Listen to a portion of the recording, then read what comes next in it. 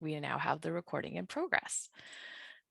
So on behalf of this OCMA, thank you for attending this morning's session. We have Heather from Durham College, and we're very excited to have her here. So thank you.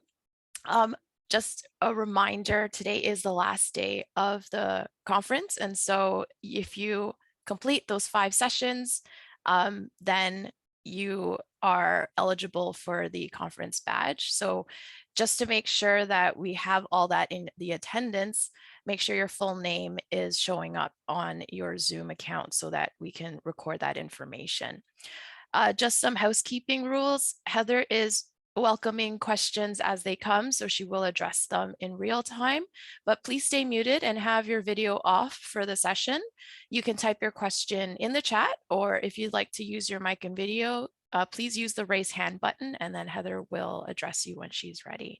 So Heather, do you want to take it away? Awesome. Thank you so much, Monica. And thank you everybody for being here this morning. I'm really excited to share and hopefully get some good conversation going on about supporting our students in this online environment. As Monica mentioned, I teach at Durham College, which is just outside of the Toronto area in Oshawa. And I'm in a bit of an interesting role there. I work in the School of Justice, so we don't have a math department. We have schools, and I'm the only math teacher in my entire school. So it gets lonely, which is why I really appreciate the OCMA and connecting, but also it gives me the opportunity to try things because, well, I'm the only one running my courses. So it gives me some space to try. And I took advantage of that over this past year. So today, what I'm going to be sharing with you is one of the initiatives or interventions that I tried with the shift online in the fall semester. This is something that I moved forward a bit as well, and I'll talk more about that, but just a bit of my motivation and what ended up happening. And so the idea here is setting myself up, going first, and using thinking aloud strategies for student self-regulation. So let's get started and see where we're going today. So like I mentioned, I'm going to go over a bit of what my motivation was, where it's coming from, might be factors that many of us can relate to, what I ended up doing with the shift online, with my plan, and then a bit of extension of things you could consider, be it in person or online, for using this type of strategy, and some of my ideas for next steps, because things are always developing and growing. So let's get started with motivation. All right, so 2020, everything moved online, and I had the pleasure, I guess, of in the March portion when we moved online originally, I was already teaching a hybrid course at that point. So there wasn't really a lot of shift, but my fall semester course, I teach in a program that's similar to pre-health, but it's like a pre-emergency services, and it allows students to upgrade their math, but also look at different career options and figure out this college thing. And so that course was normally fully in person, and we were moving it online. And I was going through sort of how I was going to make that shift. And the one thing that I kept on running into and getting a bit of a struggle with is how could I observe whether my students were engaged? How could I observe they were getting it? Because in the spring, a lot of my students, AKA all of them, wouldn't turn on their cameras. The chat was there, but it was fairly limited. I'd get their work submitted, be it typed up or written up, but once it's online, at least those students I had seen in person at one point, but now these students I'm meeting brand new. I don't know anything about them. I don't know how they will react with the learning material. How was I going to be able to really get that feel? Because normally in class, I'd have a tutorial session where they'd work on problems. I'd be able to walk around. I'd be able to see them making mistakes, or I'd be able to see them struggling and be able to talk with them and see that process. And this was the part that I was really concerned about with the move online, because I'm like, I can talk online, I can present materials, all that type of stuff, but it's just that connection with students was where I was really running into a wall. So then through this, lots of runs and thinking, I thought to myself, well, let's see if I can try something a little bit new because, well, it has to be online, and why not use this as an opportunity to try something out instead of just making the shift and doing everything sort of as a patchwork and just in time until we get to go back in person again. I thought, why not challenge myself, try something a bit new? And a bit of my motivation here as well is at my college, and I'm not sure what if your college is the same way, but we've been throwing around that word of innovation, and it's this big word. And I'm like, I don't want to say that I myself am an innovator, but they're saying, well, as a college, we want to innovate. We want to be on the cutting edge. And for me, I'm like, that sounds really intimidating. But through looking at it, innovation doesn't have to be throw everything away and start everything new practice. It's just adding an idea or practice that's new to an individual or new to a unit of adoption. So that means if I'm doing something that's new to my students, or if I'm doing something that's new for me, that also can be innovation. So I didn't need to do something large and grand. I could just do something small as an intervention, and it could allow me to try something new, make the most of an opportunity, and perhaps learn something in the progress through the process, as opposed to just trudging through. And why not give myself more work? Because we're at home now, right? More things to do. So that was my idea. And then all of that came together through thinking and through the idea of, okay, maybe I'll try something new. And I thought to myself, well, I want to get to know my students. I want to be able to see whether or not they are understanding. And being online, I have that barrier of not being able to see their faces or see their work. So my idea, and I'm calling it a big idea, but it was my big idea, new for me, is could I get my students to explain their process and steps orally through a video tool? Because this was something I noticed in the original shift that I really missed, was students explaining, well, at this point, I'm getting stuck, or at this point, this is what I'm doing. Because with a lot of the submissions, I was just getting the end product. I was getting, this is where it's at, here's my submission. And part of that being able to understand whether students get it is being part of that process. And so this is the idea I came to. Thankfully, for our implementation online, we ended up last semester using the Bongo virtual assignment, which had a virtual classroom, which had a video assignment tool. So that was something I played around with a little bit and ended up using that tool. And the reason I wanted to use the video assignment was it was built right into our LMS. And because with online, there was a lot of things changing, I wanted to make sure I wasn't giving too much new technology, too much go here, go there instructions, and make it so they could stay within our learning platform to do the activities. Since then, we're going to be transitioning away from that tool based on accessibility questions, but we're also returning in person. So this is going to be something I'm going to consider how I might continue to use this. And I'll talk more about why this tool was good in that case. But the idea here is allowing a safe spot for students to share their process and their oral thoughts, as well as potentially video, so that I could get to know what they were thinking as they were moving their way through. So why I came to this process, and as I came to that idea of, okay, could I have them actually speak and show themselves doing their work?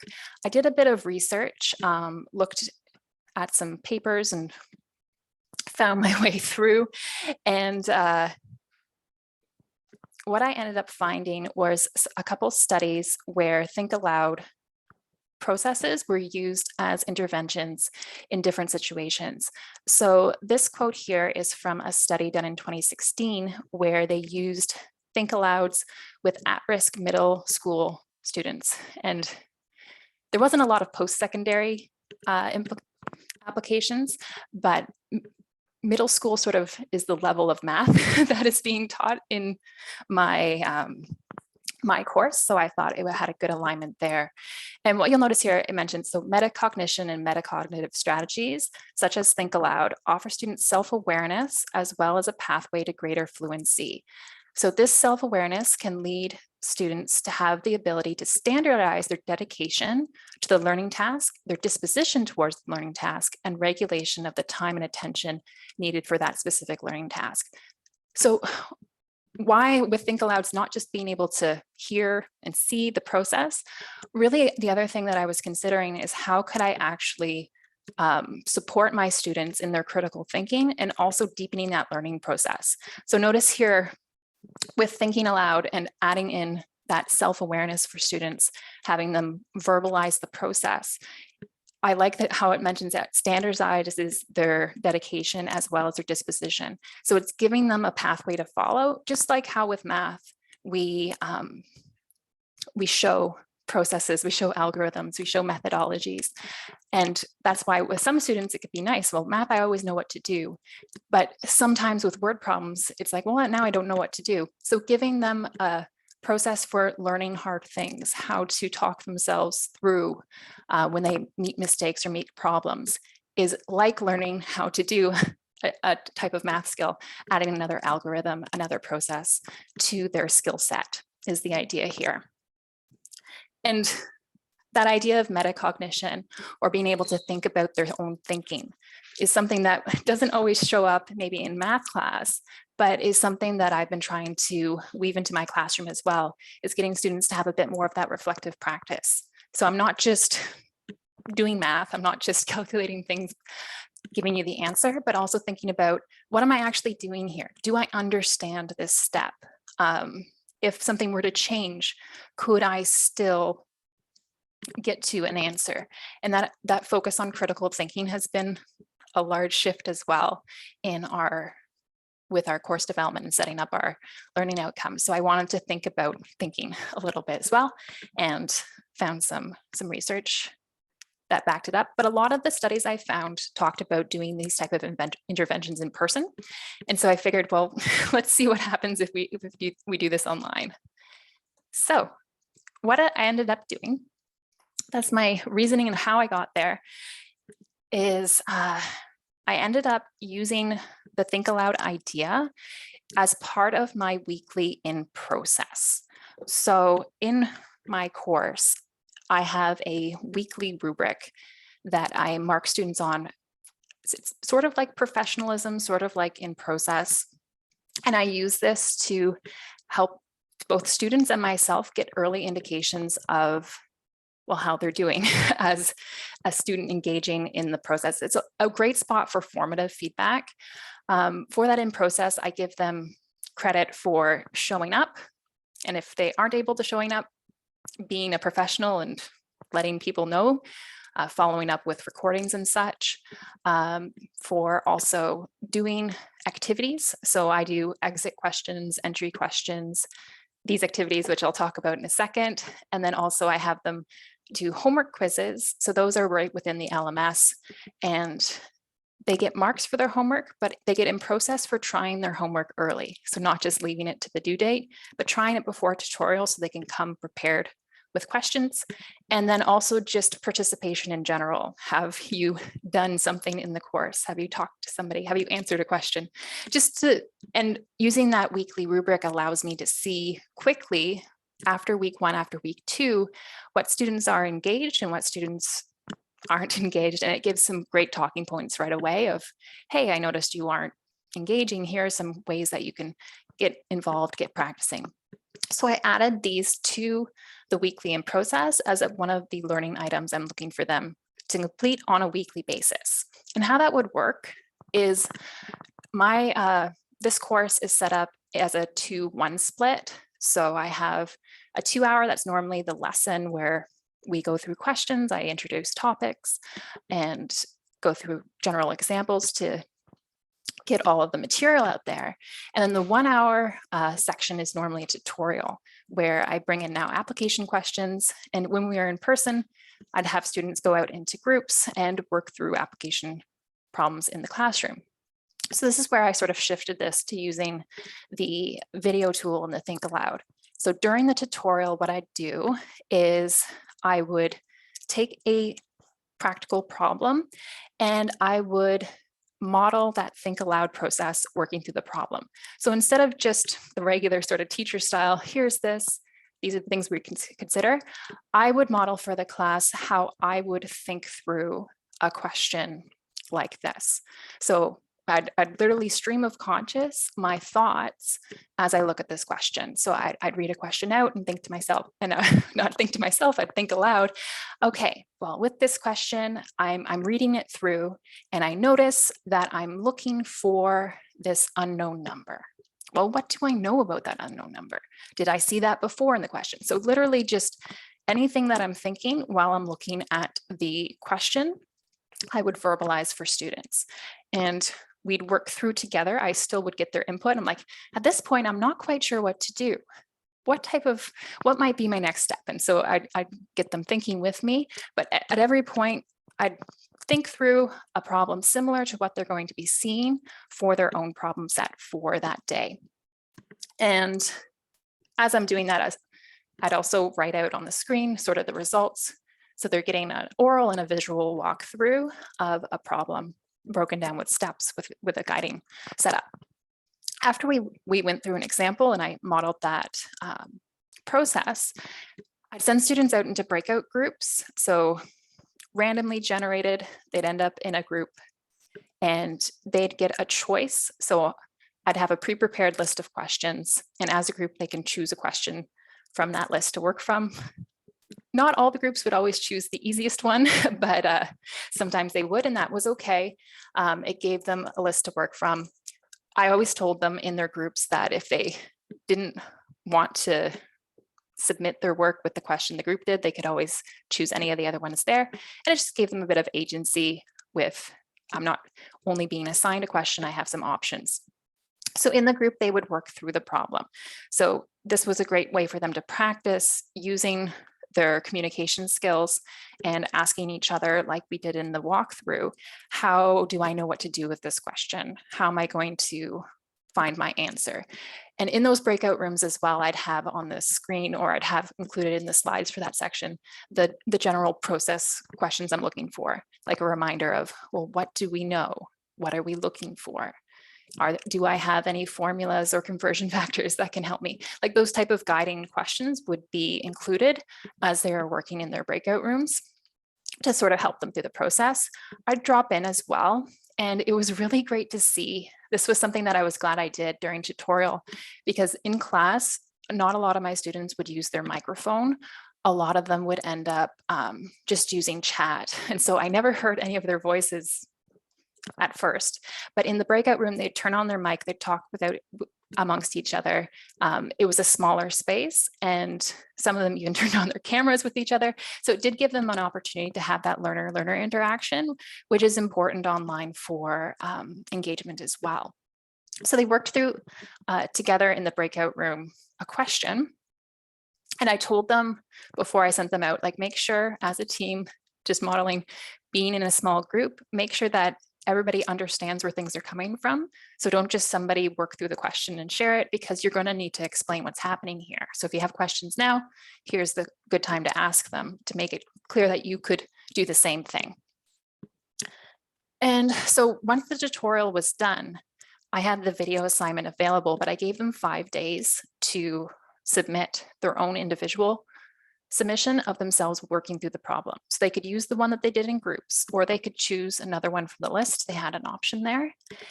And what I'd want them to do is then show the question and walk through orally on video what they did, how they knew what to do, sort of thinking through their process.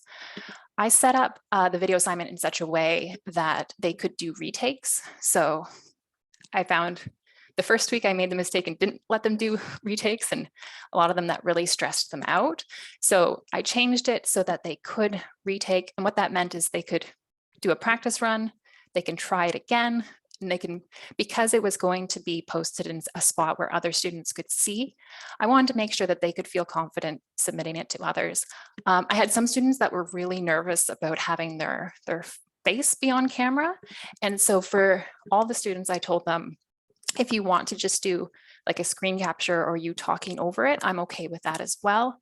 I had one student who really wasn't comfortable with talking at all, and they ended up doing one of those type of videos where they hold up a page, like I don't know if you've seen the video where it sort of talks through on the page as well. So I was flexible with accommodations there for what students were comfortable with.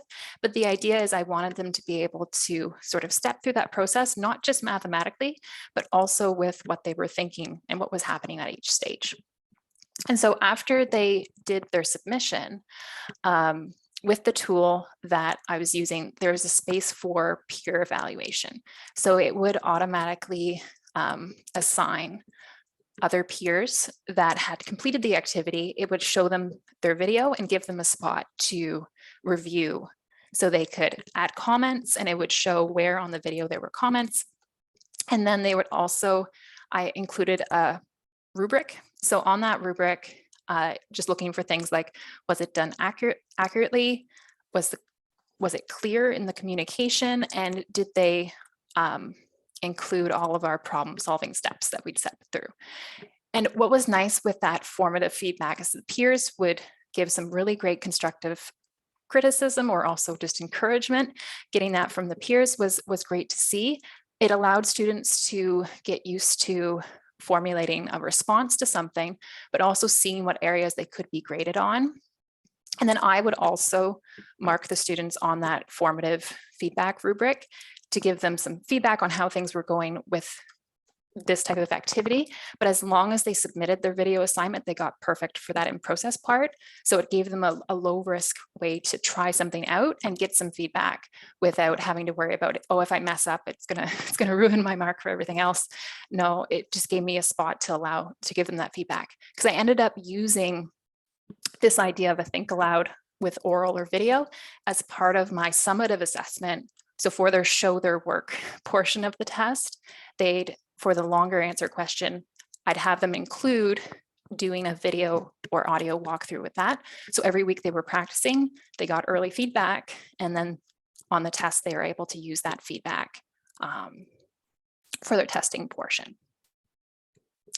So first week was a bit of a learning curve, but after the first week, it was great to see student engagement and ended up coming fairly good, as anything with technology can be.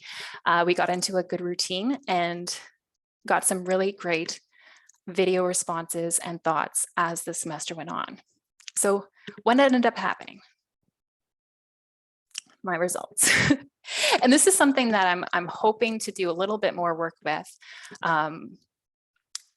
I didn't get an approval this semester, but I'm hoping to try again to do some sort of scholarship of teaching and learning research to do a comparison and actually do this statistical breakdown of how things were with this type of intervention without.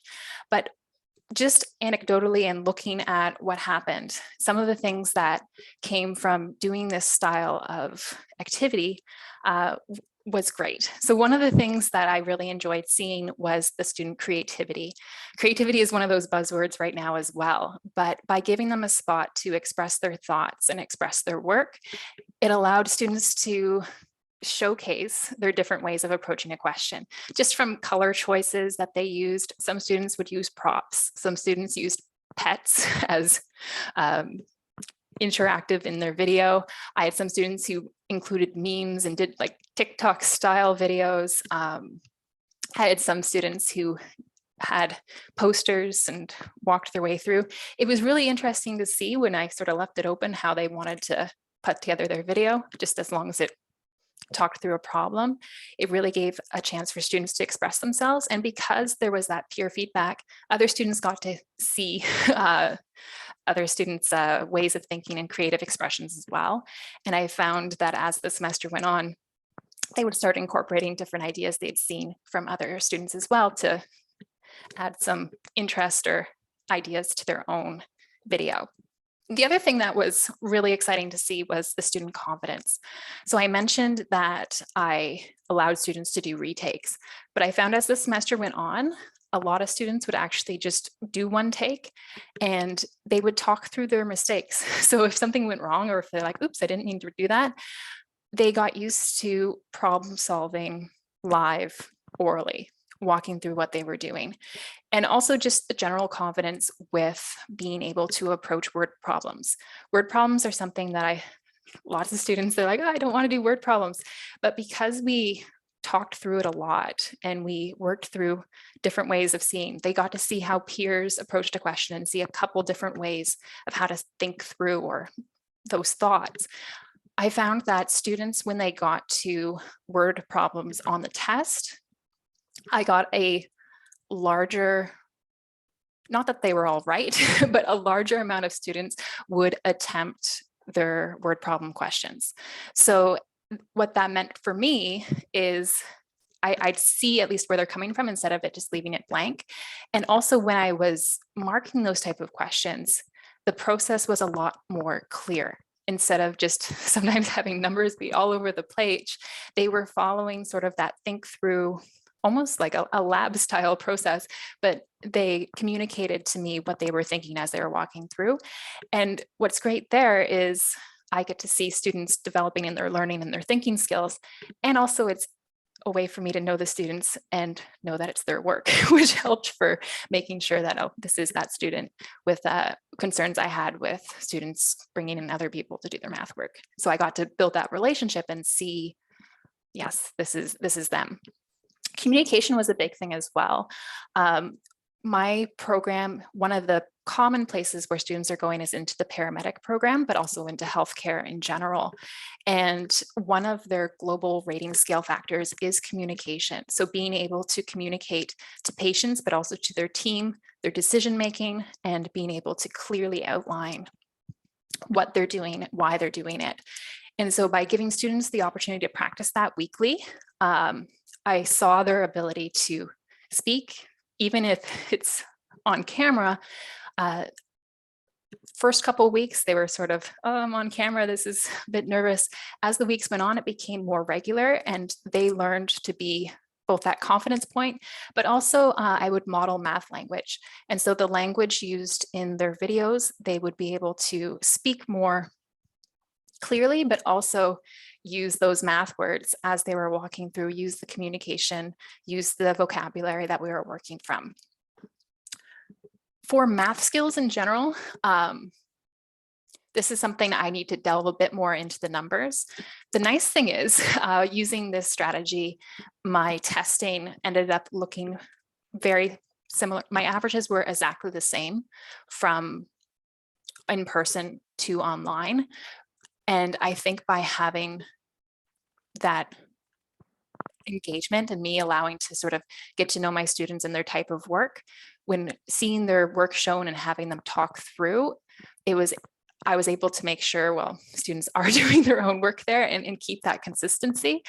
For the skill base, I did see with that confidence growth for some of my weaker students who you get used to the type of students you see as you go through, who normally in an in-person class, I would expect to see sort of make their way through, but struggle at a certain level. I did see growth in their understanding of process and did see growth as they go through. I ended up having a student in my fall semester and then again in my winter semester with a different course, but I also used this strategy in that course again. And really across the 2 semesters, I saw the most growth because in the first semester course, that student ended up not really participating in all of the video assignment in process, which is their choice. I had about 75% students do the weekly. There was 25% that was like, no thanks. And in the second semester, they ended up doing the video assignments and their confidence, but also their ability to do the math was drastically improved. Their work in the first semester class, I don't want to say it was sloppy, but it was, you know, you get the questions where it's not quite clear that they know what they're doing. And in that second semester, when they chose to engage and try thinking through and working through, there was a drastic increase in their ability to demonstrate their learning and also do those math skills. For when I look just superficially for the students that chose to engage and complete weekly, on average, they did better in the course. But again, this is why I want to go and do a little bit more research here, because there's other factors. Obviously, the students that are going to engage more with anything are the students that might be higher achievers. So this is something that I want to do a little bit more work with to see with doing this type of activity, is there going to be better outcomes? Because like I mentioned in those studies I saw, they did see positive math skill increases in in-person interventions. And now I want to go and see if there is some actual lasting effects in using this intervention online. But really the main thing that I ended up seeing was increase in students' self-regulation. And what I mean by self-regulation is that students' ability to be personally responsible for their learning. So with being online, we throw, I know for me, we threw a lot at them, because in class, you sort of get pulled along through, and online, we push a lot of the ownership of learning back to the student. And what I was hoping to do again is get them thinking about their thinking, but thinking about their learning as well. So self-regulated learning is the ability and inclination to carry out assigned tasks in personally responsible, self-reflected ways, and to exercise reasoned judgment in the pursuit of agreed upon educational goals. So this is a strategy of getting students to realize, how do I learn this? How do I think about this? What do I feel as I'm learning this? And by improving their ability to self-regulate, recognize, do I understand? Can I do this? What can I do to learn this? Allows them to improve their ability to learn, not just in math, but across the board in their other courses as well. And this was something that was most marked for me, is when students were asking me questions, instead of having the just, I don't get this style questions, it was more, when I get to this point of the question, I have trouble knowing what step to do here. So when they were asking me their questions, they had a better understanding of what they did know and what they didn't know. When they were looking to for strategies and what to do next, they had some strategies they've been working from. They're like, I know that this type of learning works well for me. What do you suggest from these resources? So I found, by encouraging students to think about how they were thinking and thinking about how they were working through, it allowed them to put together a better strategy for their own learning within the course. And my course is set up with 3 units. After the first unit, I found there was less questions sort of on, well, what are we doing? And they got into a really good routine. And the students that did choose to engage consistently demonstrated some great goal meeting. They set goals and they reached those goals, which was really exciting to see. And again, just some anecdotal evidence. So I do a pre-survey with my students when they come in, and asking them a bit about their learning history. What do they like about math? What don't they like about math? Anything I should know about their learning? And for their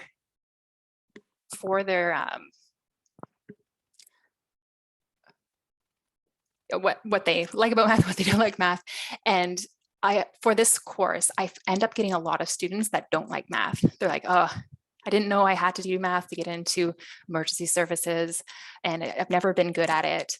So when I ask them, I like to read and follow up with the students on whether or not what kind of strategies work for them and how they're feeling. And so this student here was one that came in like, I hate math. I do not get it. I am not good at it. I cannot do anything. And this is an email I received from them after the course was done. So like I mentioned, the program is meant to be sort of an upgrading, and they ended up going a different direction, realized maybe emergency services wasn't for them. But what you'll notice here that I've highlighted, and this was, to me, could be one of the best outcomes ever, is they could finally say, I know math and it is not intimidating. So this was a student who was like, I've never had this work for me. I'm here, but I'm not happy about it. And the idea that by modeling learning in such a way to give that power back to the student, like they said, they've erased 20 years of math dread and frustration. And they said, you, and I don't want to take a lot of the thing here. And when I replied to them, I said the same thing. They were willing to think about their own learning and work through the process. And that's the type of language as well that I try to work with here, is getting students to think about their own growth. It's not just getting through the steps, but it's realizing, okay, I can think through this and I have the ability to use that growth mindset and use that thought to work through any problem. And it's empowering. It doesn't have to be just in math. Realizing how you think, you can then apply that to any of your other skills. So that was very encouraging to see, and something that I was really surprised to have happen online. I got the most feedback from students that their confidence had increased that I'd ever had. And I wouldn't have thought that that would be something that happens while being online. I think there's other factors to consider as well. I think by having, I think it was mentioned in another session, the idea with being online and everybody has the whiteboard right in front of them, they all have front row seats, having recordings, having easier access to some materials are all factors to consider. But I think by supporting students in thinking about how they learn and thinking about how they're processing can do great things for helping them overcome that dread, that math fear that we see a lot in our students. So bringing this all together, if you're interested in doing something similar, and I'm doing this again this semester, and it is still going well. I'm going to have to think a bit for next semester. I am going back to in person, how I might juggle that, and how maybe doing things in person to talk through, thinking about timing there. But if you're interested in getting students to work on their self-regulation, work on their critical thinking, those cognitive skills within your math class, using something like a Think Aloud, some things that I'd consider. So one of the things I try to do, like I mentioned with that step one, is the modeling. And within the research, a lot of the topics talked about, if you're going to introduce thinking strategies, thinking dispositions, critical thinking skills, how self-regulated learning, how you model that and how you introduce that to the students is one of the largest factors for both student buy-in, but getting them comfortable with doing that type of activity. So what I would do is model it in class, but I would also record myself twice. I would record once with like a how-to. So here's where you go. I do a screen share with my face, walk them through, but then I'd also do the activity as if I were a student. So if I'm expecting them to show their face and talk to me, I should do the same thing as well. So I would pretend to be Heather, the student, and I'd work through what would happen for that type of activity. And that would be available before they did theirs, so they could see an example from me for expected length, time frame, that type of thing.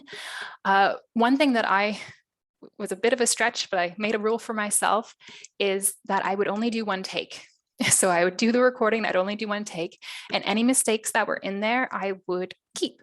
And I would work through live in the video. I'll be like, oops, I clicked the wrong thing, or oops, I deleted that and I didn't mean to, or oops, I added this when I should have subtracted. Here's how I know I did this right. And then I would work through that mistake. And like I mentioned, students later on in the course ended up keeping their mistakes as well and working through them, which was a great way of learning together, that mistakes aren't the end. We can work through these together. And I found by being authentic with my mistakes with technology, it created a more human experience, because we weren't able to physically see each other as opposed to being on the screen. It allowed students to feel like I was more of a person. I was dealing with technology issues too. It's not the end of the world if my computer randomly shuts down in the middle of this. We'll get through it together. And it helped create a better learning environment in general. Also, like I mentioned with modeling, is making sure to include the type of language you want to see. For me, with these students, I really want to know why.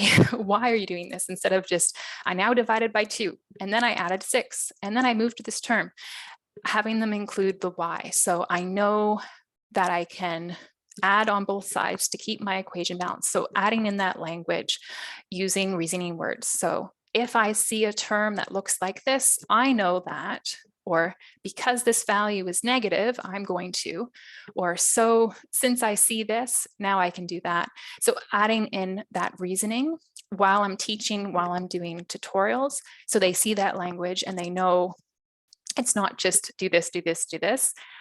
Here's the type of ways that I can demonstrate my learning through my reasoning, through my communication. And the other big thing as well is explaining why to the students. So not just saying, do this because I'm telling you to, it's part of your marks and I think it's good. But explaining to them, okay, with doing this ability to talk through, you're increasing your own ability to think about your learning, talk about how fluency in recall is enhanced by being able to not just write, but also talk. And like I mentioned, for these students, practically being able to communicate with a team or with a patient is very important for them being good at their jobs. Yeah, great question, Natalia, for how long did it take to review and give feedback? That is one of the things that did take a bit longer because each of the students' videos, some of them would be maybe 30 seconds, some might be a minute. And so for each student, there's the time to review. I end up having a sort of feedback document that I copy and paste from, but I would make sure to actually review and talk to it. I found it took me, so this was a class of 50 students, it would take me about 2 hours. So it was intensive for reviewing everything, but I ended up knowing these students and feeling a connection with them. I had one class that I was given that it was in another school, so I didn't have as much control. And in that class, I ended up not having this level of engagement. And there's students by the end, I had no clue who they were. So with that sort of back and forth, it allowed me to get a feel for my students. And hopefully, that was always my thing. I'm like, if I ever see them outside of class, I won't even know who they are. It allowed me to get a feel for, who they are as students and what they look like, what they were able to talk about, and also learner actions as well. I found that students would mention things they saw in other students' videos and talk about, oh, it was great how you did this, or it was great how you did that. And they ended up getting their own groups, of course, to work on, but it allowed them to get a bit more of that connection, just still on the screen, but with their peers too. So sort of for my next steps, like I mentioned, I'm hoping to do a bit more research here and see just how I could set things up and be more, just look at the numbers for this style of intervention, and also just thinking about, and that's why I wanted to use peer feedback as well, because eventually that might be something to have just as peer feedback for the beginning to alleviate a bit of that marking time. But again, from that same study, great summary here for using Think Alouds in a math class. It allows students to stop periodically, think about their thought process, and verbalize what is happening in their minds as they read and solve word problems. And then by modeling what types of behaviors are needed to solve math problems, us as teachers are providing students with the opportunity to become cognizant of the many strategies they use and to monitor behaviors that good problem solvers use. So sort of using yourself as, here's how you can do it, but giving students the flexibility and creativity to realize how it works for them as well. Yeah, so that was my journey into trying something new. Any questions or other things you're wondering about?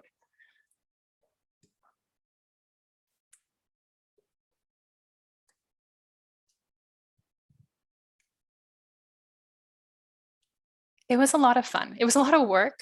And that was something when I told my peers, that they're like, well, how do you have time to look at all that? I don't know. I don't know how I have time to look at all that. But it's something that I want to sort of work with to see how I can, well, include something to keep that level of engagement, but also protect my time as well. Oh yeah, sorry, Norm. I had 75% of the students would engage weekly. So some students just didn't want to. And I had it as part of their marks. So if they did it, they would get perfect on that in process. And these are in this group, it's always a nice place to try new things with, because they're very grade oriented, because they're trying to get into paramedic. So it ended up being part of their weekly in process. They get 1% per week for in process, and this was 1/4%. So it wasn't a lot of marks, but I find just having something there in their grade book when they did it versus didn't do it allowed them to get that feedback. And so with students who didn't do it consistently, I would reach out and be like, just so you know, like, you'll be asked to do this on your unit test. Make sure you're comfortable, and here's the things to know. And I recommend trying it so that you can practice. It wasn't, yeah, I do find it interesting because I do this in another, I teach typing in one of my other courses as well. And I have a very low percentage. I think it's 0.01 they get for hourly typing time every week. And students are like, oh, but I missed some of this. And I'm like, it's okay. The grade's just there to is more of a feedback thing for you to see. Your typing's wonderful. And that's one of the reasons, Sandra, with me thinking of that as well. I know we're not supposed to give grades for attendance, but I put it into that sort of in process, like you've done the activities in class. And yes, it's like 1/4%, but certain students will come, and like I make my tutorials optional during testing weeks, and they don't come. So apparently that very, very small carrot for these students, it works. Ideally, they'd be intrinsically motivated, but I find it does help. And yeah, for those large groups, definitely would be something that I would be not wanting to sit down and mark all of them. But just what I learned through my reading with self-regulation is giving the opportunities for students to do even for their own notebooks. So this is something I'm trying this semester, is instead of with always video, just encouraging them to write a reflection every week. And that could be something, again, no eyes have to see it except for you, but getting them used to that idea that this is a good practice so that you're aware of how you're feeling with what you're learning. And that course that I'm trying that in, they're students that have dropped out of university or in a college program to upgrade. And it's a small group, but of the ones that are buying in, again, I'm seeing that improvement. So it is an exciting thing, I find, is encouraging that thinking about thinking.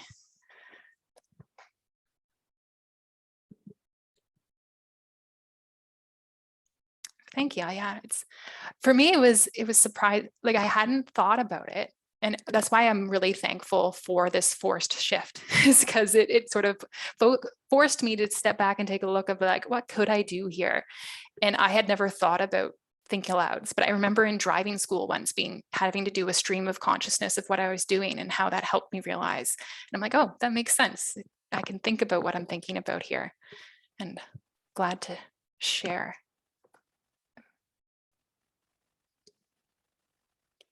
I just, part of this, I've been working through a professional master's, and they had us think about online creativity and such. I have a bit more on my blog. My blog isn't currently super active, but just a couple other things that I tried are all on there. If you're interested in reading about my random math, creativity, and online musings.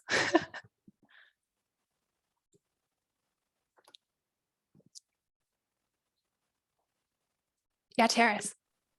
Yeah, I was gonna ask if you could characterize what you did as partly listening more to your students, and is that also a shift that was happening?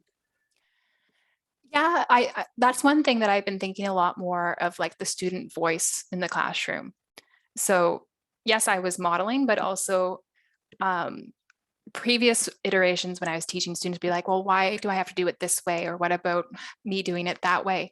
So having the ability to see how students are approaching things, I found really helpful for seeing their perspective and like you mentioned, like their voice, literally their voice through the video, but also their voice as being somebody who's leading the educational experience, as opposed to me just guiding it. It allowed for me, but also other students, to see those differing perspectives as well. So And in a definitely. class, when they're speaking in a class, just like I'm speaking with you here, but it's also a performance because there's all these other ears listening. So you kind of have to worry about what you say. Whereas one-on-one, it's a little bit more intimate, I guess, and personal, and the guard can come down a little bit. Yeah, and that's why I chose to, because it was peer shared, I did allow them to do retakes so that if they felt like it was a bit of performance, they didn't have to worry about, oh, I messed up, and they could all see that. But some of them actually got to the point where they would share the mess up and they'd share it, but it gave them that space to step back and not have to be on the spot, because I'd always give them the questions first and give them that opportunity. There were some students that were uncomfortable with sharing. I did do a couple just one-on-one where they'd just call me and we'd do it one-on-one, which, like you said, it takes away a bit of that anxiety. Yeah. Yeah. All right, cool. Thanks.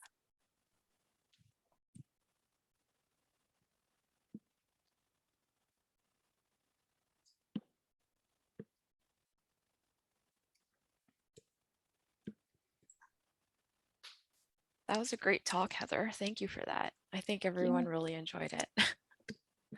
Thank you, everybody, for listening. It's great to share. That's what I've really learned from OCMA. Yes.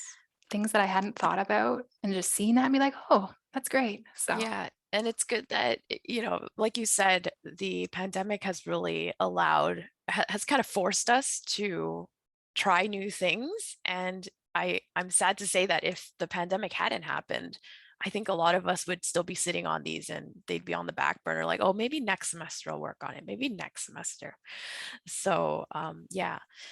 So you're getting a lot of thanks there in the chat. It's definitely the silver lining of the pandemic, I will agree. Exactly. I teach in academic upgrading, and so I've been working on getting our students who are reluctant to use technology, trying to get them more comfortable with it. And so I think that's been a benefit for them, but I really do like the idea of having them video their response, because that may give me an option, because usually we will WebEx and I will scribe and let them tell me, well, what do you think you should do next? Where are you at? And because we generally work one-on-one, but I like the idea of a video because some of my students don't want to do a WebEx or they have poor internet.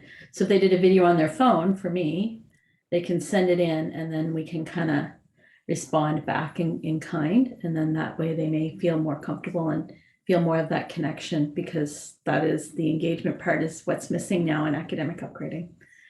And for our students, it's essential for them to feel supported and trusting for them to keep going when it gets hard. So thank you very much for the ideas. I love it. thank you. Have a great day. Take care. All right. Okay, so the next session is in 5 minutes. I mean, we still have time here, but if everyone seems people are starting to go. I will stop the recording though.